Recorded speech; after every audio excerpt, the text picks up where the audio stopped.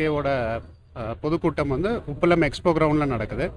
இதில் வந்து 5000 பேருக்கு மட்டுமே அனுமதி அளிக்கப்பட்டு இருக்கிறது. 5000 பேருமே வந்து பாசஸ் வித் கியூஆர் கோட், அவங்க யார்கிட்டெல்லாம் பாஸ் கியூஆர் கோடோடு இருக்கோ அவங்கள மட்டும் தான் அலோவ் பண்ணுவோம். கியூஆர் கோட் ஸ்கேன் பண்ணி செக் பண்ணி அதுக்கப்புறம் தான் உள்ளே அலோவ் பண்ணுவாங்க.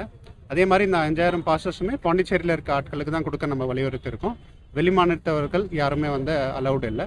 17 இடத்துல பார்டர் செக் போஸ்ட்டில் வந்து நம்ம செக் பண்ணிகிட்டு இருக்கோம். அதே மாதிரி வந்து உள்ளே பார்த்தீங்க அப்படின்னா குடிநீர், toilet facility, first aid, medical fire engine, அது இல்லாமல் எமர்ஜென்சி எக்ஸிட்ஸும் நம்ம வச்சுருக்கோம். இது ஒரு பீஸ்ஃபுல்லான ஈவெண்ட்டை நடத்துறதுக்கு பாஸ் இல்லாதவர்கள் வர வேண்டாம் அப்படின்ட்டு நான் வந்து வலியுறுத்தேன். நன்றி.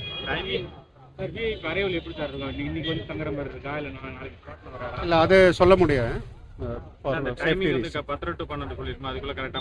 முடிச்சிடும். நம்ம பர்மிஷன் அவ்வளோதான் கொடுத்தோம்.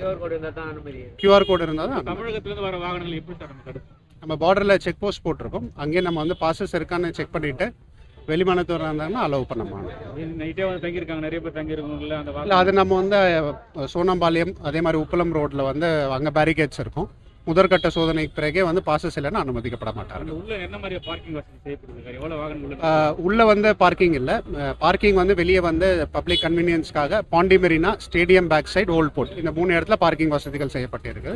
அதை பயன்படுத்திக்கலாம்னு நான் கேட்டுக்கொள்கிறேன். ஸ்கூல் காலேஜுகள் அங்கே பக்கம் பள்ளி இல்லை, அந்த டைமில் வந்து எந்த டிஸ்டர்பன்ஸும் இருக்காத மாதிரி நம்ம வந்து அரேஞ்ச்மெண்ட்ஸ் பண்ணியிருக்கோம்.